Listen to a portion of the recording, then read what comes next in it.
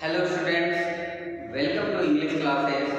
आज हम fourth poem the lake I saw in history जो विलियम बटलर येट्स के द्वारा लिखा गया है। इस पोयम में कवि एक ऐसे स्थान पर जाना चाहता है जिस स्थान का नाम है इन हिस्ट्री। यह लेक के किनारे का स्थान है। कवि चाहता है उस लेक के किनारे घास फूसों का एक घर बनाए और वहाँ की सुबह दोपहर और शाम के ठंडे और शांत वातावरण का लुत्फ ले और वहाँ कुछ फसलें उगाकर अपना जीविकोपार्जन करे, क्योंकि कवि अपने बचपन के दिनों में इसी स्थान पर जाया करते थे और रहा करते थे। और जब कवि बड़े हो जाते हैं, एक सबसे बड़े शहर में रहते हैं जहाँ सबसे अधिक प्रदूषण और भीड़ भाड़ युक्त होता है, तो कवि को उस स्थान की याद आती है और वह उस अपने बीते हुए जगह पर जाना चाहते हैं जहाँ पर उन्हें शांति महसूस मिल सके और वह शांति से उस शांत वातावरण यानी वहाँ के झील जंगल के सुबह दोपहर और शाम के वातावरण को देख सके और वहाँ के पशु पक्षियों की आवाज़ को भी सुन सके।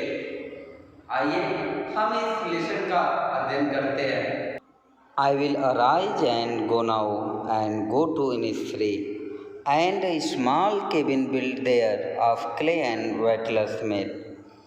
9 bean rows will I have there, a hive for the honeybee, and live alone in the beloved glade.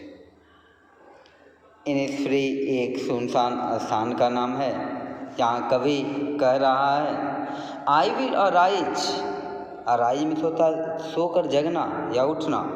I will arise, जब मैं सोकर उठूँगा, एंड गो नाउ, और अब चला जाऊँगा। ध्यान, I will arise and go now, मैं उठूँगा और अब चला जाऊँगा।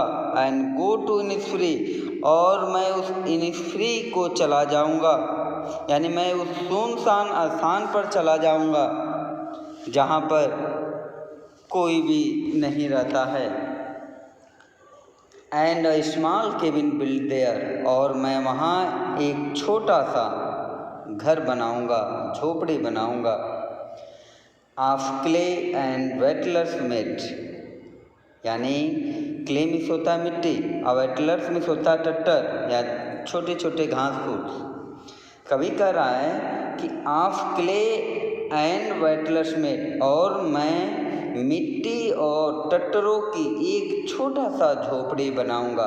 ध्यान, and a small cabin build there of clay and wattles made, यानी मैं मिट्टी और टहनी या छोटे छोटे टहनी या टट्टरों का एक छोटा सा झोपड़ी बनाऊंगा। 9 bean rows will I have there, bean में होता है सेम और रोज में होता है पंक्तियाँ और 9 में होता 9, यानी कवि कह रहा है कि I have there 9 bean rows will, यानी मैं वहाँ 9 पंक्तियाँ सेम का पौधा लगाऊंगा। 9 यानी कि कुछ पंक्तियाँ, यानी यहाँ दे रहा 9 bean rows will I have there, यानी कि मैं वहाँ कुछ पंक्तियाँ सेम लगाऊंगा। Hive for the honey bee, और शहद के लिए छत्ता होगा, और मैं जहाँ लगाऊंगा वहाँ पर एक शहद के लिए छत्ता होगा। And live alone in the bee loud glade, और वहाँ पर ध्यान, एंड लिव एलोन, और मैं वहाँ पर अकेले रहूँगा। In the bee loud glade, मधुमक्खियों की गुंजार में, यानी मैं उस खुले स्थान पर मधुमक्खियों की गुंजार के साथ अकेला रहूँगा। And I shall have some peace there, for peace comes dropping slow, dropping from the wells of the morning to where the cricket sings. The midnights all a glimmer, and noon a purple glow, and evening full of the linnet swing.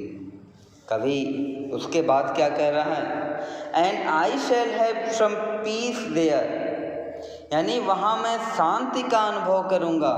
यानी कि मैं जब उस Innisfree चला जाऊँगा तो वहाँ पर मैं अपने आप को अकेला रहूँगा, और जब अकेला रहूँगा तो मैं अपने आप को सबसे अधिक शांत का अनुभव करूँगा। For peace comes dropping from the wells of the morning, क्योंकि वहाँ सुबह के आवरण यानी सुबह के समय धीरे धीरे गिरती शांत आती है। यानी जैसे जैसे दिया ना, peace comes slow dropping from the veils of the morning, जैसे जैसे सुबह होता है वैसे वैसे धीरे धीरे शांति आती है, यहाँ पे गिरती नहीं होगा। To where the cricket sings, cricket में होता है झिंगुर, और जहाँ झिंगुर गीत गाते हैं, दिया ना, where the cricket sings, cricket में होता है झिंगुर, और जहाँ झिंगुर गीत गाते हैं, there midnight's all a glimmer, और जहाँ मध्य रात्रि के समय, मिडनाइट यानी मध्य रात्रि के समय, ऑल अ ग्लिमर यानी पूरा प्रकाश मंद होगा, यानी मध्य रात्रि के समय जो प्रकाश होगा वह सबसे कम होगा, धीमा होगा। एंड नून पर्पल ग्लो, और दोपहर के समय गुलाबी दीप्ति होगी, गुलाबी की तरह उजाला होगा। And evening full of the linnet's wing, और शाम के समय लिनेट एक पक्षी है, लिनेट एक पक्षी है जो संध्या के समय वो आकाश में क्या करते हैं, उड़ते हैं और गीत गाते हैं। तो कवि कह रहा है and evening full of the linnet's wings, और शाम के समय लिनेट पक्षी अपने पंखों को पसार देते हैं, अर्थात संध्या के समय, शाम के समय आकाश में वहाँ लिनेट पक्षी उड़ते हैं। यानी जब आकाश में पक्षियाँ उड़ेंगे, वो भी किस प्रकार के, लिनेट पक्षी, तो वो अपने पंखों को चारों ओर फैला देते हैं। यहाँ कवि कह रहा है and evening full of the linnet's wing, और शाम के समय वह आकाश लिनेट पक्षियों के पंखों से भरी होगी। यानी कि शाम के समय आकाश में लिनेट पक्षी उड़ते हैं। I will arise and go now for always night and day.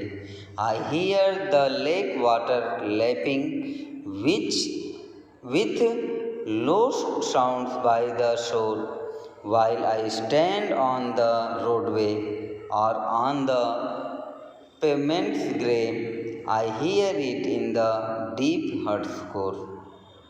यहाँ पे कवि अंतिम पंक्ति में कहना चाहता है आई विल अराइज, मैं उठूँगा, एंड गो नाउ, अब चला जाऊँगा, यानी मैं अब उठूँगा चला जाऊँगा, for always night and day, यानी क्योंकि हमेशा, देन फॉर क्योंकि, ऑलवेज हमेशा, night and day I hear the lake water lapping with low sound by the shore. कवि कह रहा है क्योंकि हमेशा रात दिन मुझे झील के किनारे धीमी आवाज़ में पानी की कलकल की ध्वनि सुनाई देती है, या पानी की छटपटाहट की आवाज़ सुनाई देती है।